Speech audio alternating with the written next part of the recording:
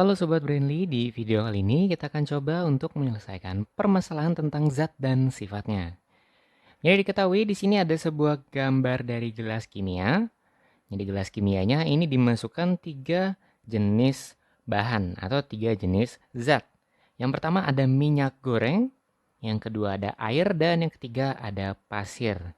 Dan setelah dilakukan pengadukan, itu terbentuk tiga lapis seperti berikut ini.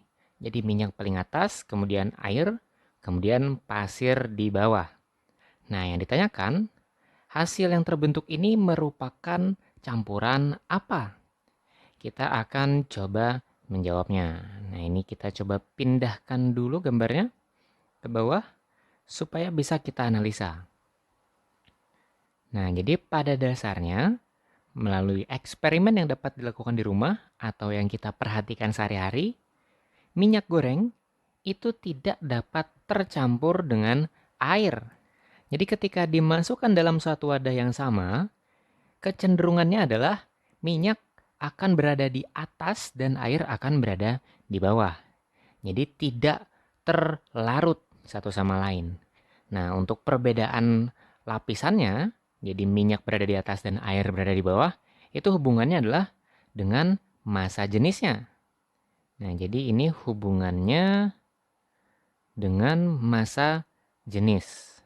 Jadi ingat ya, kalau massa jenisnya lebih ringan, jadi misalkan minyak ini massa jenisnya lebih ringan daripada air, maka minyak ketika diletakkan di wadah yang sama, itu akan berada di atas, sedangkan yang lebih berat atau lebih besar massa jenisnya, itu berada di bawah. Jadi pada dasarnya air dan minyak memiliki perbedaan massa jenis dan air itu lebih besar massa jenisnya dibandingkan minyak. Hal yang sama juga berlaku terhadap pasir di bawah. Jadi pasir ini tidak terlarut karena dia merupakan benda padat. Jadi karena tidak terlarut, ini tidak bisa disebut sebagai larutan. Jadi pertama untuk larutan ini tidak dapat menjadi jawaban kita karena tidak bisa disebut larutan. Jadi kalau larutan itu harusnya adalah semua bahan yang dicampurkan dalam satu wadah itu terlarut sempurna sehingga memiliki campuran homogen. Nah, ini kata kuncinya juga ya. Campuran homogen sehingga kita sulit membedakan zat terlarutnya dengan zat pelarutnya. Sedangkan pada kasus ini kita dapat dengan jelas melihat lapisan-lapisan setiap zatnya. Jadi, pertama tidak bisa kita sebut sebagai larutan dan tidak bisa juga kita sebut sebagai campuran homogen. Jadi yang paling mungkin ini adalah disebut sebagai campuran kebalikan dari homogen.